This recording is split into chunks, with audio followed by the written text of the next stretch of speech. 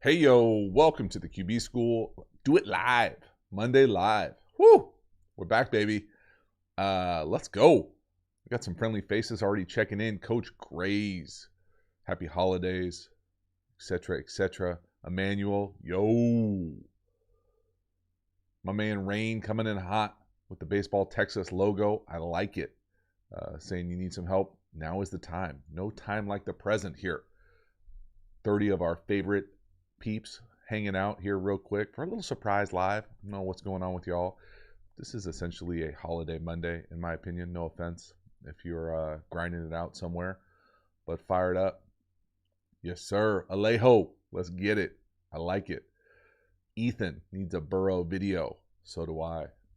I like it a lot. What videos was I thinking this week? Davis Mills, Burrow, Josh Allen. Let's go.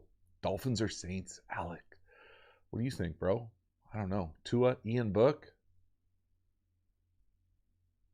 I mean, obviously, I'm going to think probably that the Dolphins are going to do well. But who knows? Ian Book might come out and ball. Big opportunity. Monday night game. Pretty good defense. Ooh.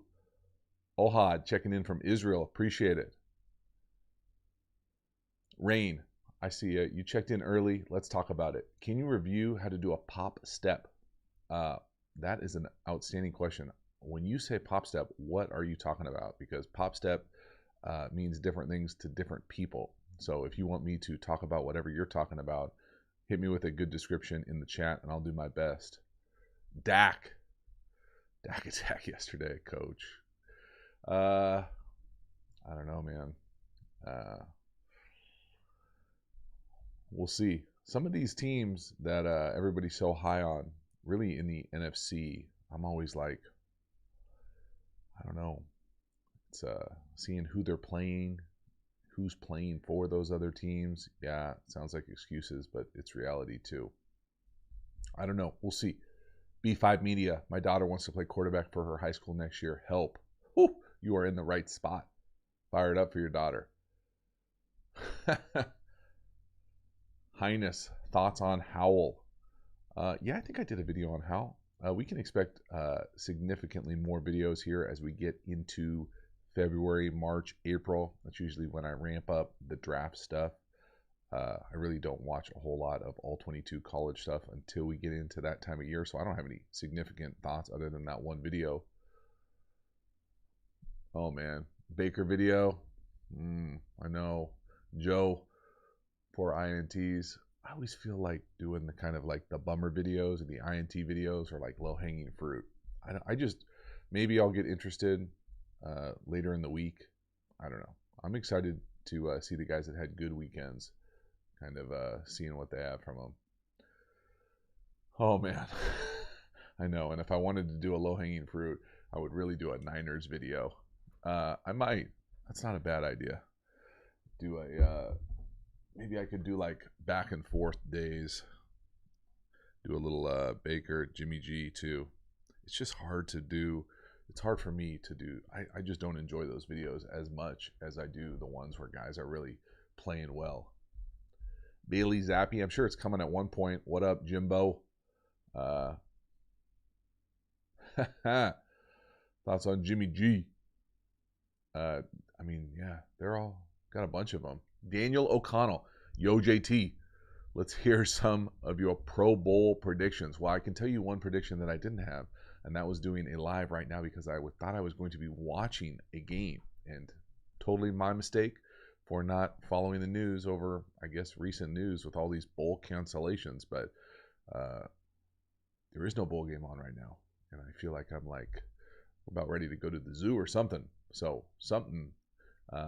I am excited for, I will tell you, this is probably out of many of your wheelhouse here, but the Holiday Bowl, San Diego Classic. Pretty excited to watch DTR live and in person at Petco where the Padres play tomorrow night. Does that sound right? Yeah, tomorrow night. So that's one I'm definitely looking forward to, seeing it go up against the Wolf Pack. Miles Costin. Can you talk about recruiting for seniors, please? Yeah, Miles. I mean, Are you talking about, I'm assuming you're talking about you are a senior right now versus going to be an incoming senior. It really depends on what level you're at. Many of the, premier institutions are probably well on their way with their draft class, or, kind of into that second signing date where they're going to fine tune exactly what the spaces look like. It might be a little bit more fluid just with the availability of space, but it's tough out there, man, because all those extra year guys are sticking around if the coaches want them to, and all those types of things. So that it feels like the spaces available is as condensed as ever. So it's unfortunate, but now you're starting to get into maybe some of what you would classify as not the kind of tier one opportunities as far as FBS, Power 5, Group of 5 opportunities.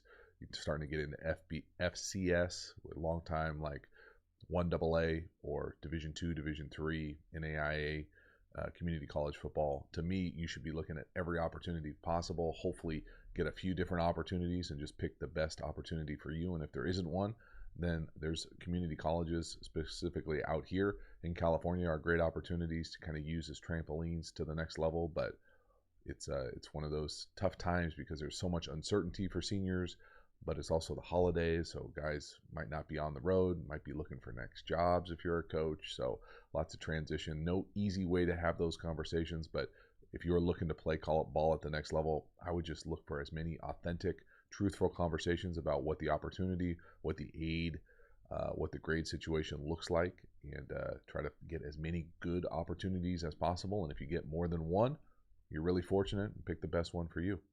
Hopefully that wasn't off the rails for you. Let's go, Shane Cram. Daniel O'Connell. I don't know exactly why they yell turbo, turbo. I never asked anybody, but I would imagine it's the same thing as like Peyton Manning to Omaha back in the day. It just means he's going to snap the ball. So turbo, turbo means the next thing I say, usually set hut, is going to be snap the ball. Most teams have some iteration of that. They don't necessarily use it as much as that Omaha thing for a long time, or I've actually heard the turbo thing. So they certainly use it a lot. Oh man, we got some good questions in here. Thoughts on Week 15 Saints defense shutting down Tom? Yeah, Tom is probably pretty fortunate that he doesn't have to go through New Orleans here for a road back to the Super Bowl, or hopefully he doesn't have to go through them.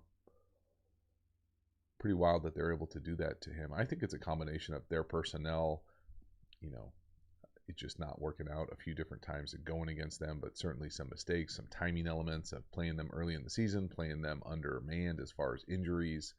Lots of different things can go into it, but they also just seem to have his number. Oh, man. Oh, here we go, Rain. The foot pop that I'm talking about is after the quarterback throws, your front foot will come off the ground. I don't know, bro.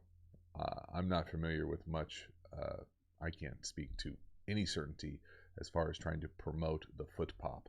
I can tell you that just my personal evolution with playing, coaching, seeing the position is so much of what used to be, must do cookie cutter type footwork is so much looser nowadays. And as far as you're finding ways to generate as much rotational force as you possibly can with the most consistent stroke, arm action, ability to replicate those types of throws whenever you want. To me, there's a lot more of a dynamic kind of fluid lens into what is and isn't the best way to do it. I'm certainly not going to tell you that, I promote that type of thing. I always try to teach and promote the most consistent stroke that you can possibly have. Now, that doesn't always happen, and there are some elements of when things break down, you got to be creative, all those types of things. But as far as what you're working on a daily basis, as far as being consistent and being able to work through a bunch of different types of throws, for me, I've never worked the foot pop, so probably not your best resource. Alejo. Last couple of weeks, I revisited some of your cover 7 in the course. Nice. Just from watching some tape, it doesn't feel to be ran that much in the NFL. Maybe some red zone. Why would that be in your opinion? I would probably disagree with you there. It's probably not, what's the right way to say it? I think of that type of stuff as being really prevalent in the college game because of the hashes are a little bit wider, and you're going to get a little bit more of a consistent spread game. But on passing situations in the league, depending on who you're going, if you're playing anybody from a Belichick Saban tree, you're going to see brackets. And I think whether you call it cover 7 or you call it some iteration of combo coverage or bracket man match coverage, quarters, depending on how you play the quarters, I think it's everywhere. And I think it just goes into how you see it. If you come from a quarters family or a zero family, it might look like that to you. But in reality, for a long time, I was on teams that just called it double the stars. And that's all we thought about it. Well, in reality, there's a lot more intricacy going into leverage and who's doubling who and what happens on releases and what happens with motion and all those types of things. But, to play quarterback, I don't really think you need a super detailed understanding of every single call and every single formation and motion adjustment. I do think you need to know who's getting doubled, where's the best opportunity for a one-on-one, can that person win, do we have 7 beaters that are, give us a chance to run away from leverage, those types of things. I think recently, trying to think who was a quarterback, I just saw it across my timeline. Jalen Hurts did a decent job of kind of talking about what a quarterback really needs to know. Like, hey, they're bracketing this guy. Oh, hey, there's a singled up receiver. Does he win? If not, maybe I don't even care if it's a pure progression read, and so I don't even know what the reference was about what he was talking about, but I was like, that's basically the best you need to know to handle a brackets look. You're not a defensive coordinator game planning versus all sorts of different flanks and eligibles and all those types of things where really got so many things going on to play quarterback.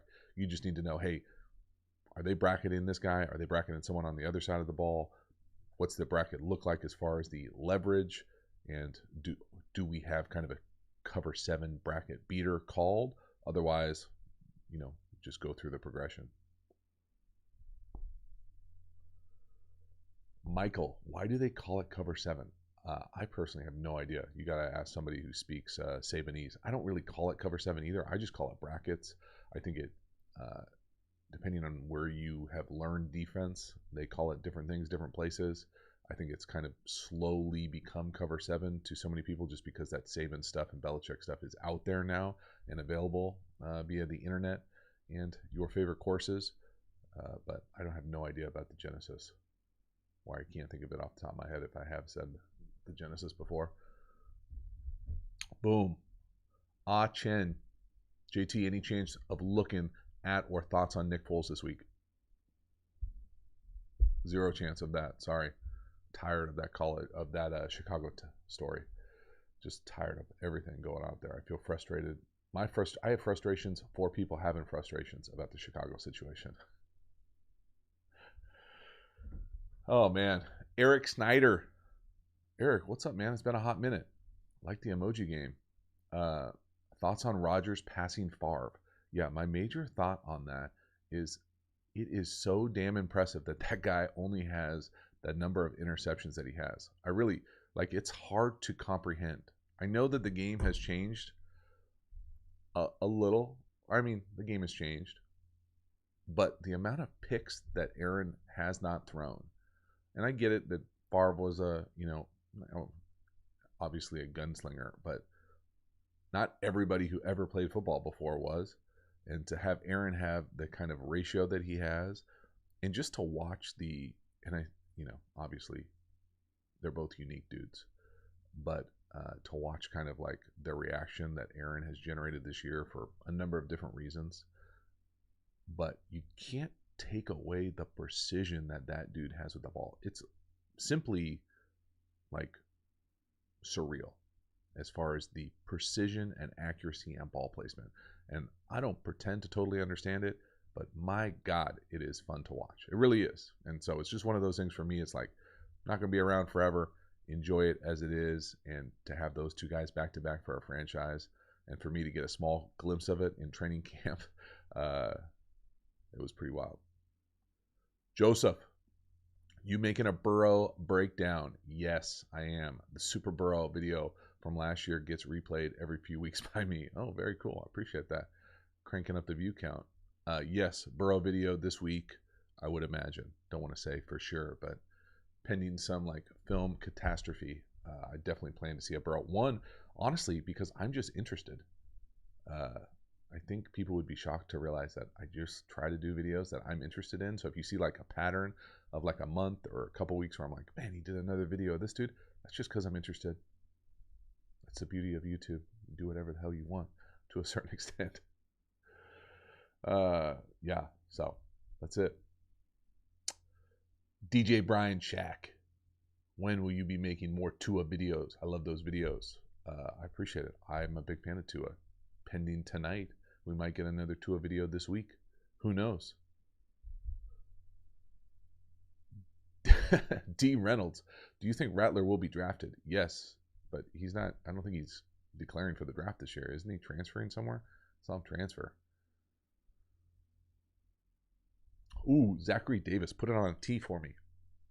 Why is football so geared around the quarterback?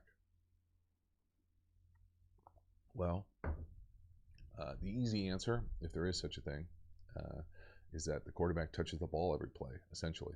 So it has to be geared around the people that touch the ball.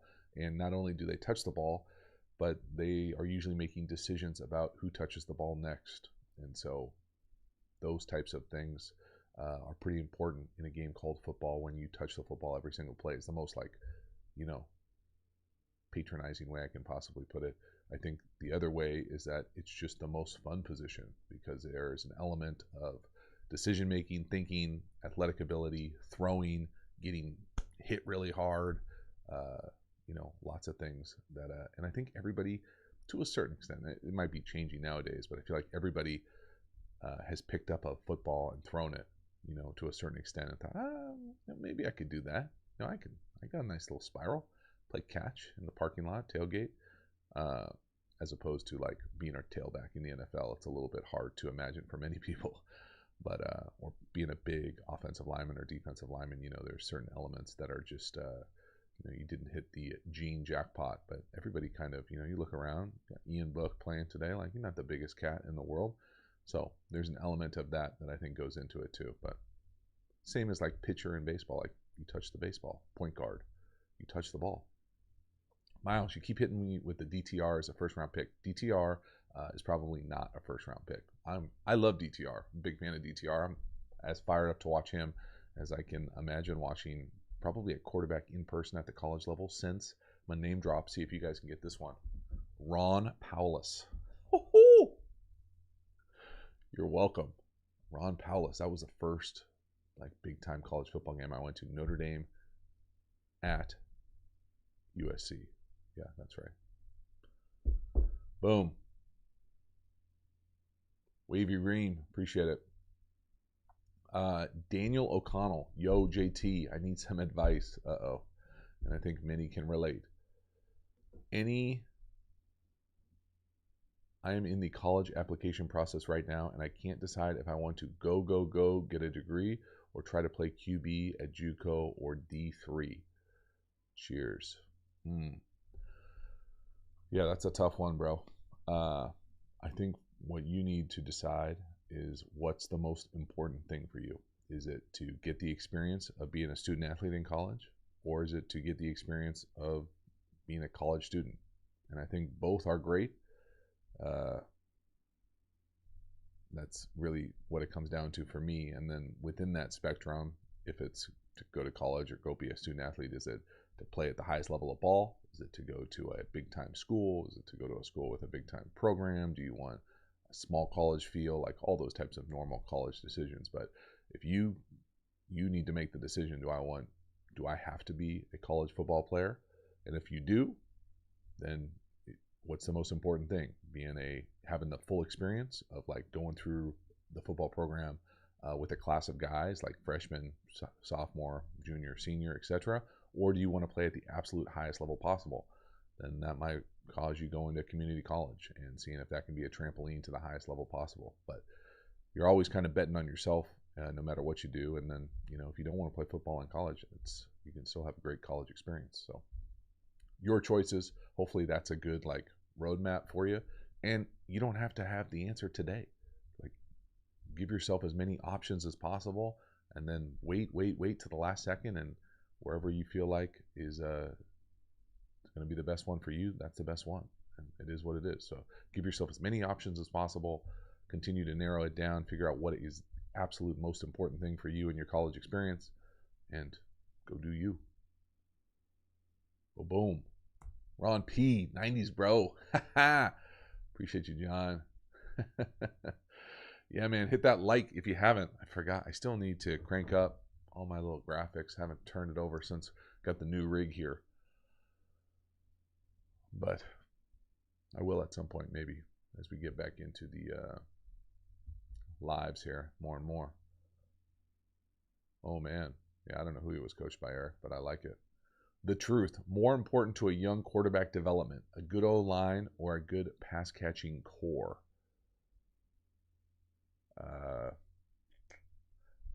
Yeah, I don't know. I don't love these like kind of false choices. I would say both, but if I had to pick one or the other, I would probably say, I mean, it depends on the level. I feel like at high school, you might be able to get away with being a good quarterback or developing quickly as a quarterback. If you don't have a great offensive line, you can get out of, you can throw screens, quick game, move the pocket, move the launch point. You know, you're talking about the NFL, you have to have an offensive line to have a chance. It doesn't matter. Boom. Andrew, can Ian Book have success versus the Dolphins D tonight? Yes, absolutely. Cover 0, here it comes. Get it ready. Boom, Chase. Oh, man. Chris, how often is strength of schedule used in scouting quarterbacks? I think it pays. I think it's certainly, an issue as far as scouting quarterbacks. I don't know, coming from a guy who was a Division II quarterback, I know certainly it was used as part of the evaluation process. If you don't play against the top, quote unquote, tier of competition, I think it should be, a variable in the formula that's used to kind of project someone's capacity on a Sunday. Is it the most important thing? Nah, bro. Like, I mean, perfect example is like Josh Allen, guy, group of 5, Wyoming, nobody offers him scholarships basically 2 times through. I think he went to community college, maybe not. I know he's from the Central Valley. But either way, Wyoming, Mountain West, group of 5 to top 3 in the league, top 5, top 10, however you want to classify it, who cares? Dynamic. So a variable. I know that's not a great answer, but like that's the reality. That's why this crap is so hard, because the kind of cocktail of things that people use to evaluate and make these projections is at best just a good guessing game. Boom. Ooh, Max Hiki? Yeah, sorry, I butchered your name. I saw a good question. Now I feel like I missed it. Wavy Ream, what do you feel separates a normal NFL quarterback from the Hall of Famers like Rodgers, Manning, etc.? Work ethic, natural talent, etc. Definitely not work ethic. I'm sure that plays a factor in some guys, but I think many of, I don't know, you tell me, would you be shocked if I came away with if I made the statement that most people in the league have a really good work ethic? I mean, they do. There are certainly outliers that are just freak athletes that for whatever reason don't, but I think many people would be shocked at how hard damn near every single person that is associated with the Shield or league works at their job. Not just the players, but everybody across the board organization. But players, yes, damn near all of them have amazing work ethics. They are pros. I think it's a combination of things. I certainly think the natural ability plays a factor in it. I think a lot of it is luck. I know that's probably not the greatest thing in the world to say, but even luck can carry over to those natural abilities. You're certainly lucky to be born with certain genes, traits, attributes, physical attributes, etc. But I also think luck as far as who drafts you. what's your situation when you're drafted? Who's the coach? What's the stability of the organization? What organization is it? So many of those things you don't have a choice in, and so yeah, luck certainly plays a factor in it, but also it sure helps to have the natural ability of a dude to spin it like Aaron or Patrick Mahomes or Favre, Brady, Marino. You go through the line of guys who are just Peyton Manning, those guys that have kind of that natural ability to a certain extent. Peyton Manning might not be the perfect example there, but certainly has the family and the genes to be able to fall into that category. Boom. College football preview of the quarterbacks, like off the top of your head, Max. Probably a 0% chance. That's a good idea for a video. In fact, I think I did. I know I did the Alabama-Georgia game already. I'd like to do a Cincinnati game before, when is it? When are those games? Friday? Is that right? If they're Friday, that means I might have to do it this week. It's not going to happen. Sorry. I'm planning on just doing a bunch of Cincinnati. What's the dude's name? Ritter?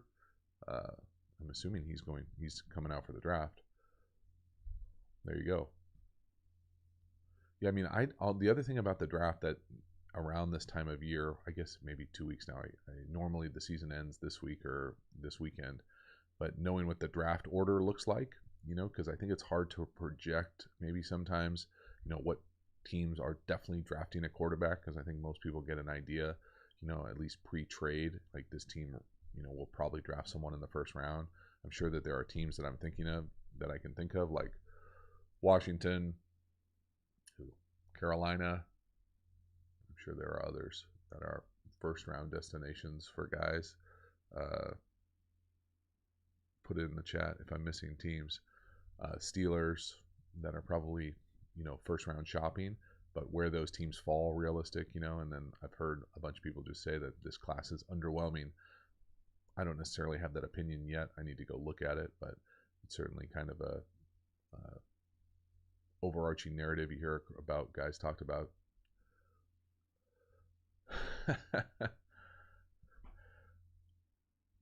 THT Ben 4A say high school beginner quarterback. What's the first throw you'd want them to learn? Slant, short in, hitch, bro. Hitch. Hitch is the first throw. Hitch, then maybe fade, maybe hitch, slant. I do hitch, slant, fade in kind of that order, but probably hitches. All my Nagy peeps out there, they love the hitch. So does Ron Mackey. Make sure you guys go at Mackey about how much he loves hitches.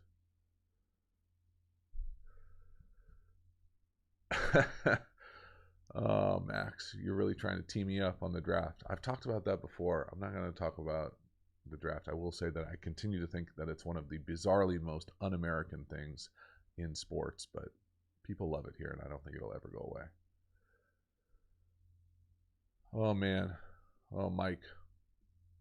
Valverde. Sam Darnold, done or bridge into the rookie pick?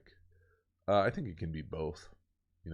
For whatever reason, it certainly hasn't seemed to be able to click now, going through multiple spots. So certainly probably done and a bridge onto whoever's next, unless you just come out and have like a, almost like an Aaron Rodgers-ish type year where you can have that much turbulence around you, but just say 2 middle fingers and I don't care, toe and whatever, and just be the best player. And I don't think that there's any track record for that from Sam, unfortunately.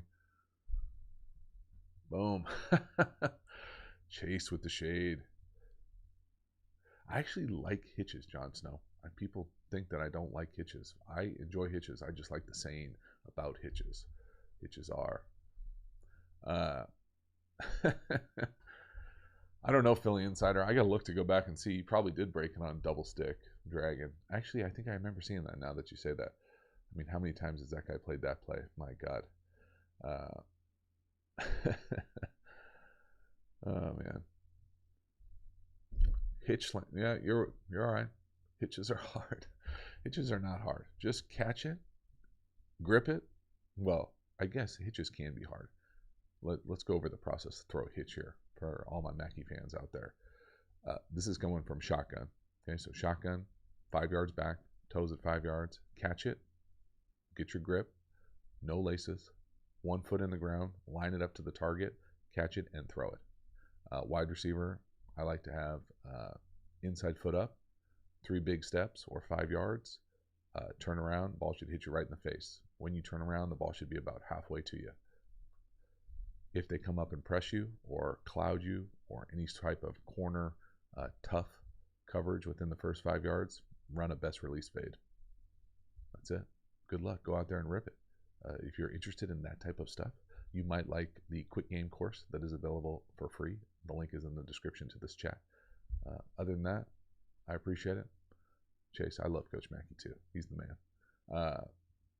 All right, checking out. I think we're going to the zoo, y'all. Have fun watching the Monday night. Let me know if you have any good ideas for videos. Leave them in the comments to this or hit me at Twitter. Again, I appreciate it. I will see you guys on the other side. Have a good one.